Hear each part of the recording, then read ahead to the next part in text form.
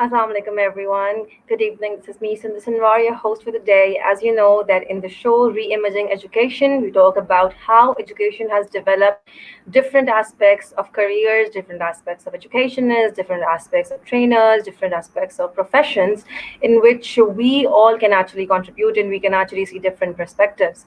My idea behind actually taking this forward was to help students see a total different path in which they actually look at their careers. If they want to find something different, if they want to find something unique, they can always switch up to the channels and they can look up to different advices given by people who are actually in the market, who actually know what's going on in the market and how is the market like. So before any further delay, I would welcome my guest, Ali Arsalan Pasha. Sir, how are you? Assalamu alaikum. Doing well, thank you so much. Thank you for having me on this. So, Sir Ali, before I start off your introduction, but it's always overdue because, mashallah, you've done a lot, and you're the founder of Oxford Atlas. Previously, you've worked as a policy advisor at the Oxford Internet Institute and the International Institute for Strategic Studies, a current OSAP scholar, and previously co-served scholar and METU fellow. Leadership program you've done at McGill University QC, MSc Modern South Asian Studies, University of Oxford, UK, and Masters of Architecture, METU, Ankara, Turkey.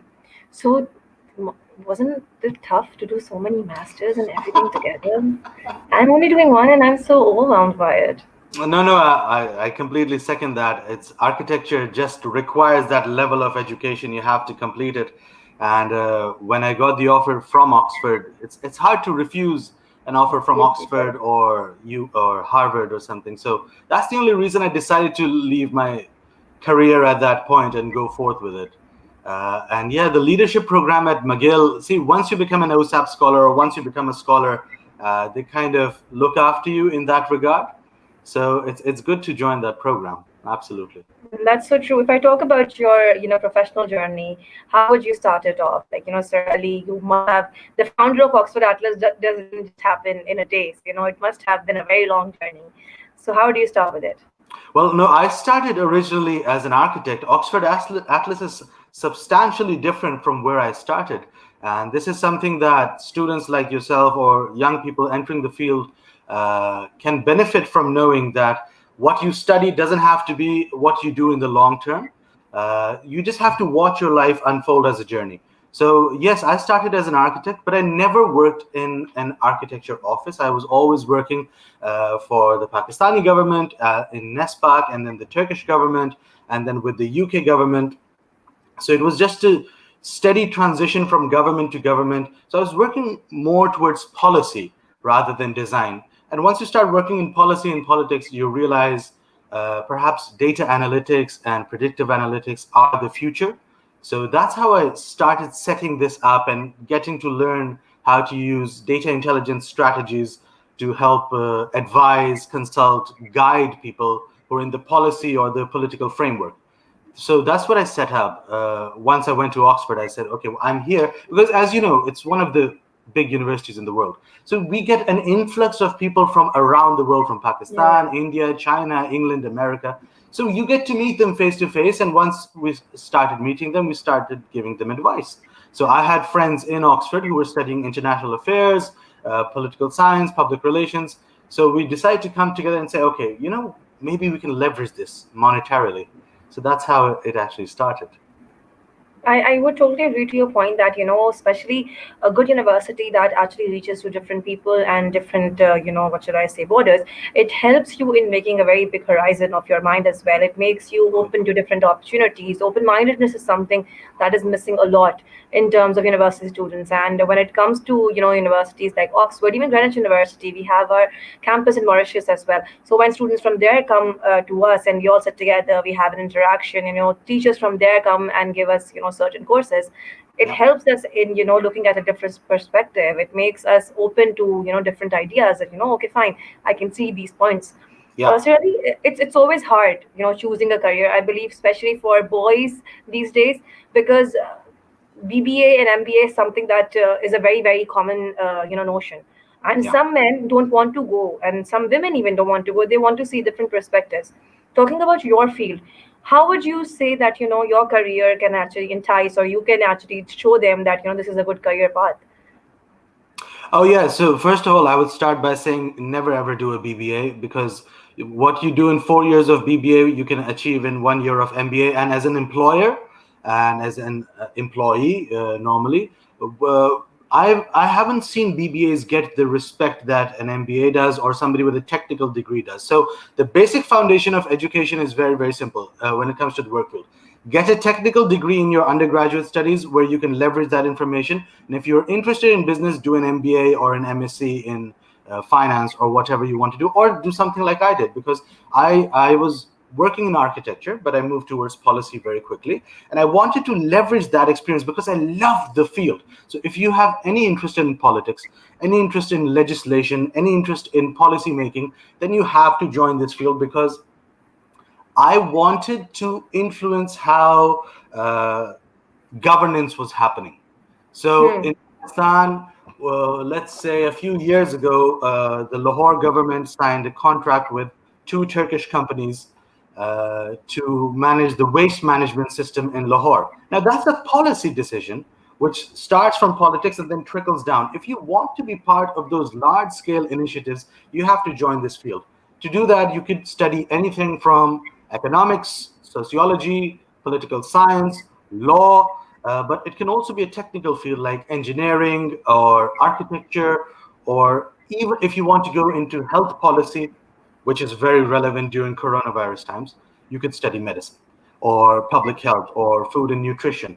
You could come from a vast variety of backgrounds and then leverage that through a business degree or a public policy degree in your master's. So that really helps. And also, I don't know if this is the case in Pakistan, but in England, we have internships every summer. So every summer, when our studies finish, we have to go work for a particular office. So you have to start making your decisions early. That's So that's exactly what I was. I'm sorry, I'm cutting you out. that's fine. Exactly what I was saying, that you were saying that BBA is usually the thing that the students don't go for. But for me, I would say it's so much better, because some of the students who don't have exposure in BBA, there are so many internships that are actually given to students, especially in Ah, so, Pakistan. mm, That actually opens their horizon. So for that's me, I would say at least if it's a BBA student, if they're going for what should I say, internships with that, it actually makes them more what should I say, open and ready for the market. That they will actually see the practicality with it, so that they can weigh it together. yeah. So If you tie that up with good talking about internships, that would be internships, nice. Yeah, yeah. If yes, you tie it talking up about with good internships. internships, yeah. तो sir आप मुझे बताएं internships का what do you think, like because usually some students tell me that no miss internship is not necessary, or miss हो जाएगा कर लूंगी बाद में हो जाएगा कर लूंगा बाद में, तो you tell me that what do you see when the path goes what way? Oh no, you have to do internships. I moved to England a long time ago, and I started working from the age of 16.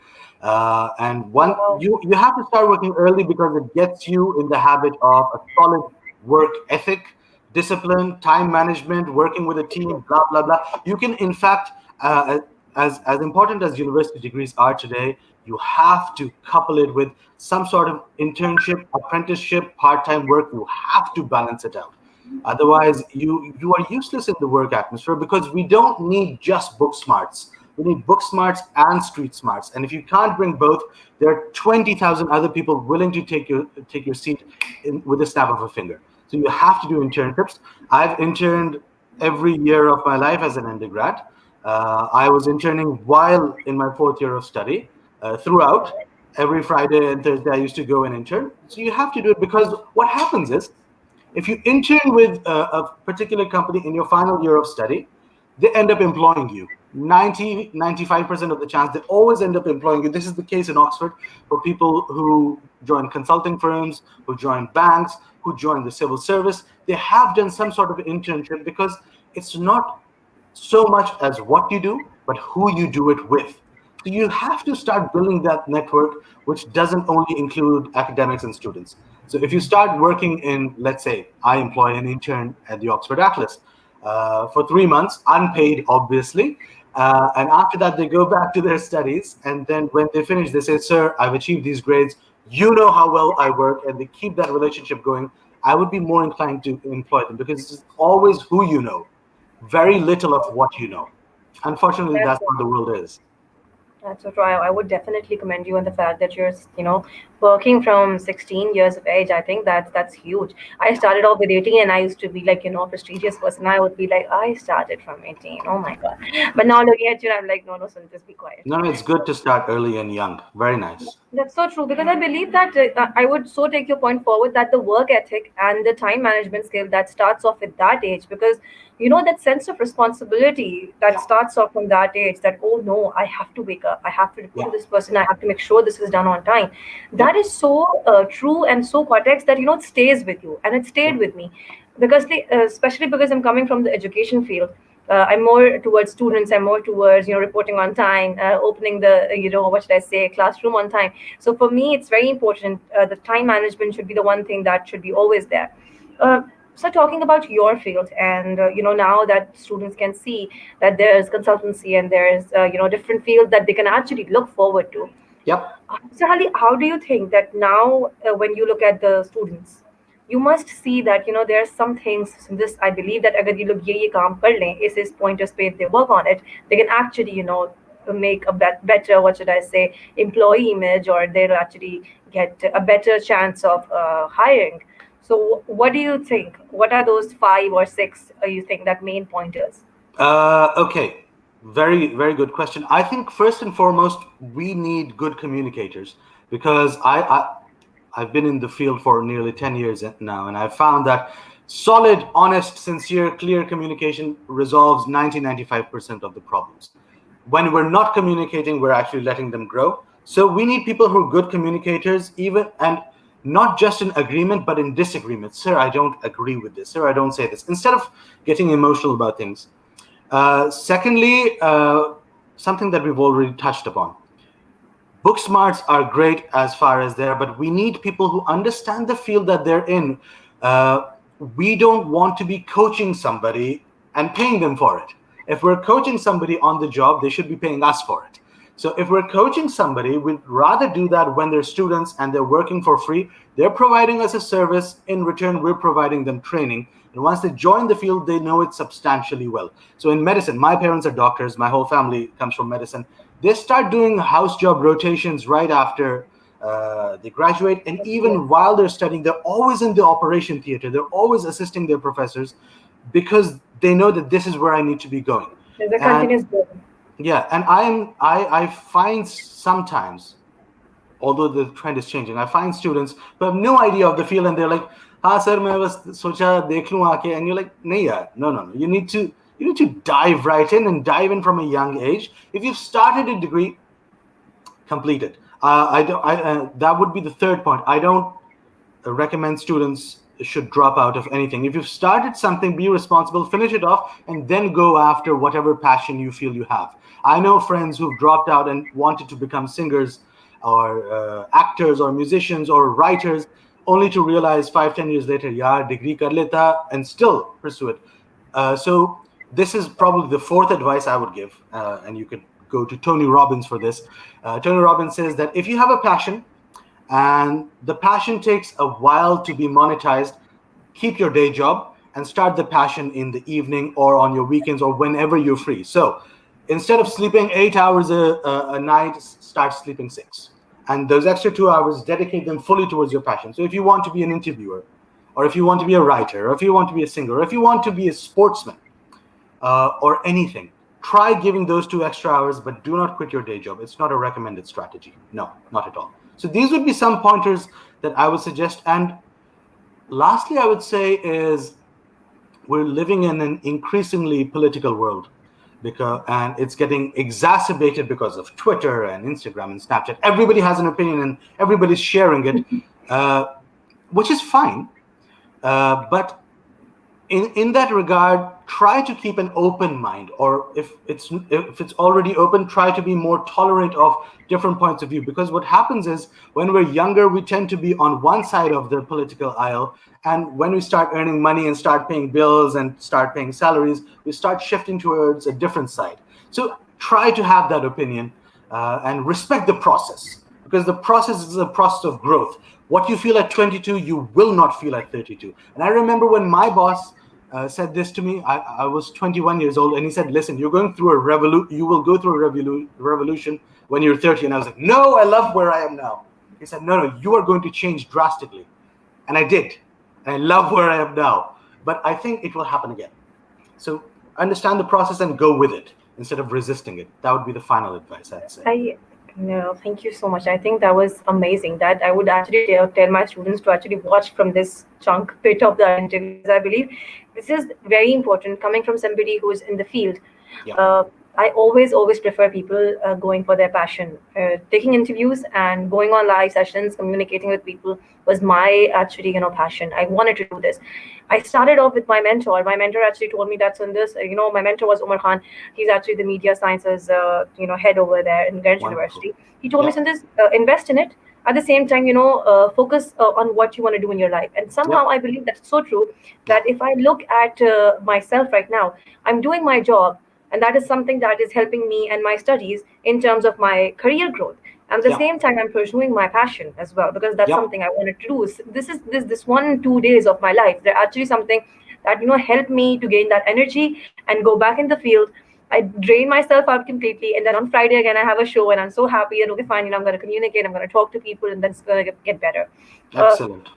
I have seen so many students dropping out. This is a very very serious issue, that they don't understand that a degree cannot be offered to you. It's not always the same time एक जैसा नहीं रहता, and time changes really quickly. You need to understand that if it's there, it's very important. It's like gold. They say time is money, and I now at the age of 25, I totally understand that yes, it Yeah. is money, because every single time is very very precious. So how to stop this dropout, how to control this, what should I say, crazy student going, because I believe passion is good. Going for your passion is good, going and perceiving your passion, but don't you think there should be this rationality that somehow I believe that students forget about when they're looking at their passion? Absolutely. Absolutely. And unfortunately, I have a slightly controversial opinion on this because what most political speakers would say that is the responsibility of the professors and teachers and parents to encourage students to stay in. I've never had that opinion. I always believe people tend to grow up in their teenage years and they're responsible. If you're responsible enough to vote, then you're responsible enough to make your own life decisions. So if Yeah. you want to be responsible, then do not drop out. I never gave myself the opportunity. Architecture is not a cakewalk. It's a long, difficult degree with a lot of sleepless nights you have. I remember sitting in a design studio with 30 other students in the middle of the night. It was 3 o'clock in the morning, and just gluing pieces of wood together and falling asleep. And then because I had to make a model for my jury the next day, it's hard work. A lot of studies are. Never ever give yourself an out. No, you can't do it. Even when it comes to a passion, there are people who have failed passions who say when in their 50s, yeah, I could have been a great writer. Yeah, I could have been a great public speaker, but life. No, no, not at all. Do not give yourself that leeway to give up. Do not give up on education. Do not give up on your health and fitness. Do not give up on your passion. It can be done. It is done. There are countless examples in front of us of people achieving their dreams every single day. Look at them. Don't look at the easy way out. Because I always believe that it's better to have a difficult life when you're younger so that you can have an easier life when you're older, because you have energy, you have resistance, you have resilience when you're younger, and because you're learning. So you can find your way. Once you're older, and if you've had an easy childhood, then your older life gets much harder, and then you can't really bounce back from it. So I would put the onus on the students. If you want to have a great life, then make it, then build it yourself. Don't look at your professors or your parents or your employers to give you a handout. Put in the work, and the circumstance will give you the handout. It is the law of attraction. What you put in and attract to yourself, it will come to you. So I have no patience for students who say, yaar, zindagi badi mushkil hai, mujhse nahi hota. I'm like, nahi. Pull yourself up from your bootstraps, get back up, get out into the field. That's what I say. I so see you, actually calling out your students, even like if somebody's coming to your trainings and you're like, nope, not sitting there, stand up and do this work. I can see this mentor Yeah. in you. all the I time. agree to it. Like, it's okay to pass those tests at an early age. Just say my mom used to tell me that since this master is looking really tough to you right now, you're gonna pass it off. And actually, I am those bookworms that you're talking about. I am that bookish, what should I say, student as well. So for me, it was very very important to have everything on point, everything right. So it was very very hard being a mom, being working, and then afterwards doing all this together. But Yeah, I am actually thankful to her that she actually made me understand this at a very young age. So now when I'll be 30, I'll have a certain degrees with me that will yeah, actually help me. I won't have to, think of, oh, I didn't get a degree. I yeah, see so many people around me and they're like, oh, I wish I would have gone for that. That's yeah, so true. yeah, And I somehow feel so bad about it. And somehow there's my seniors as well, and I cannot say something to them. But then I really want to, tell them that, it's not late. Please try for something, go for something. yeah, So talking about certain degrees to 8 point Pratap, yeah, talking about diplomas and talking about certifications or trainings, yeah. do you think that if a person, for example, I've usually seen students and boys especially doing this, that they complete their 12 standard and afterwards they go for certain diplomas, and Hmm. then they start off with their life cycles, or if do you think that this is a good option? Because I'm so sorry I'm asking you this, I don't know if you can relate to, but I want to know, as a teacher especially, that is this a career path that can open ways, or do you think that no? Depends what the diploma is in. If it is in some, because I know some fashion designers who've done a 2-year diploma as opposed to a 4-year degree, and they're doing substantially well. If it is a diploma in political science, I don't know if they exist, but if they do, no, we would always prefer a 4-year completed degree from a recognized accredited institution with a good academic record, strong references, good internships, good connections. We would always value that over somebody who's done a 2-year diploma, if you put them side by side. Unless you've done a diploma and worked alongside, or have a very substantial reasons, which could be economic or familial. So you say, sir, because of this X and Y reason, I could not do a degree, so I did a diploma. Because people do distance learning all the time. If it was something like that, but no, I would be very open to it, because I'm also a bookworm just like you. I've Oxford, me too, McGill now.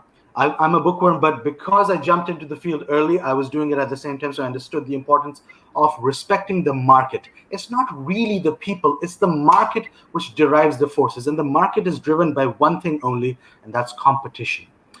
If you have a diploma and somebody is sitting against you and they have a degree, you can be very, very sure that most employers would value the degree over the diploma, unless you have substantial work experience in your field. So if you're a fashion designer and you've worked for who, yeah, Pakistan may name some Sana Safinas, that's the only one I know. Yes, So if absolutely. you've worked for Sana Safinas for 2 years as opposed to study, and you have glowing references from them saying, yeah, ye designer hai, ise aap lein, that Hmm. would be the only reason, because that's a respected name. But if you just designed some clothes at home sometime and did a diploma, no.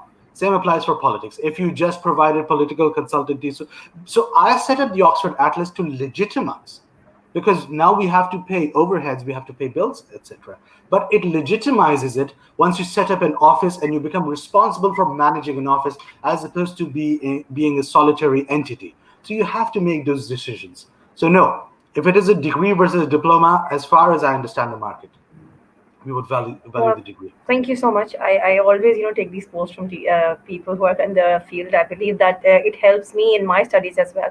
In, taking my interviews, I always have this survey going on and research as well, that how can I make my students understand the, importance of a degree.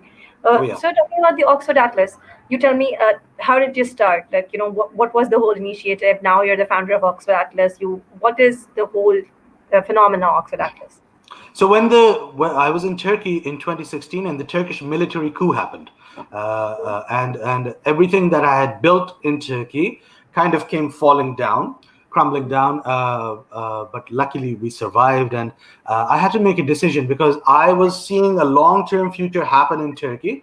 And when that happened, my work with the Turkish government got slowed down, and I had to really reevaluate my life. And I said, okay, if I want to move, I'm going to move right now. And I had some connections in Pakistan. My parents live in England, so I decided to move back to England, and I joined Oxford. And what I kept talking about was, We could have predicted this military coup from happening. We could have predicted it long, a long time ago, because we were watching how the political processes were unfolded. Anybody on the street could have done that. If you're watching the political landscape, we could have predicted so many things that happen in Pakistan or in England. We could have predicted the Brexit vote from 2010 onwards. So once that happened, I thought, why not try to leverage it? And then I got into Oxford and I got more exposed to data analytics. And I thought, wow, you have all the software we use in business and sometimes in politics to predict how many people are going to vote with a certain electorate. Why can't we use it to advise governments on whether to invest in a certain location or not? So we advised, I've worked for the IISS, which is the International Institute for Strategic Studies. It is a very prominent think tank, and a substantial chunk of their work is advising companies like, can I name some of the Yeah, companies? yeah, Is that sure, okay? sure, it's okay. Energas and Exxon, on whether to invest in Pakistan or not, or whether to invest in South Asia. So Pakistan has this checkered history in the public, in the global public sphere, of somebody which has problems with terror financing or with security. And if Exxon is thinking of investing in Pakistan, they don't want their project to suffer through these reasons. So we True, can true. conduct a political analysis and say, this is your safety metric, this is your risk metric. So that's what Oxford Atlas actually does. And now, since I've moved to Canada, I've started building relationships with the Canadian government and giving them similar advice. There's a project with, yeah, I can talk about it, with Canada and Iran and the Iranian diaspora happening here, and how it relates to Canada-Iran relations. So it's a lot about foreign policy and diplomacy, because that's where big decisions are made and they trickle down to the common person. So that's the basic idea of it. But I had to be in the right place at the right time. I was in Oxford. I was exposed to so many people. I think I met 7 prime ministers from around the world in the span of Wow. a year. God knows how many Nobel laureates. God knows how many people in the broadcasting fields. And it's so easy once you're a student there and you have this kind of agenda that I want to set up this company, and you go and speak to them. So I spoke to Boris Johnson, who's the Prime Minister of UK, for 10 minutes at the UK Parliament, because I said I'm from Oxford, and he said, "Oh, I'm from Oxford too. What college are you at?" And that starts a conversation. I spoke to Nigel Farage, I spoke to Theresa May, I spoke to Bilal Bhutto, Hakan Abbasi Saab, so many of them who just came there to speak, and you say, "So I need 10 minutes of your time. Let's take a seat." And they're always willing to do so. They're so accessible. So that's why I was in the That's, right place that's at the right also time. that's a good part of, then kudos to those politicians as well that actually open up for students, and they're always ready to help them out. Oh yeah. So Ali, time with you actually went on, and I didn't even understand it's 27 minutes now. Thank you so much for your time. Thank you so much for the advices that you have given. The career advice you've given actually is really, really substantial in terms of the fact that you've been very, very open and practical and clear about your, substance. How was it being in the live show with us, and what message would you like to give to the Greenwich University students? The live show has been a lot of fun. Thank you for having me, and it's a great honor to be speaking to students in Pakistan, because I haven't done so in the span of a couple of years.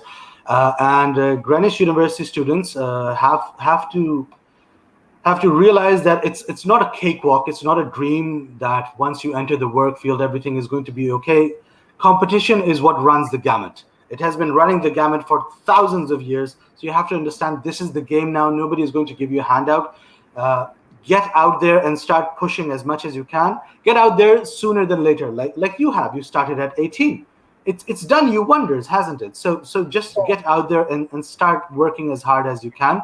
And I always advocate, at least until before the age of 30, uh, never working for 8 hours, always putting in a 12-hour, a 16-hour workday, because you have the energy to do so. You have nothing else. You normally, at the ages of 22, 23, we don't have children or a family to look after.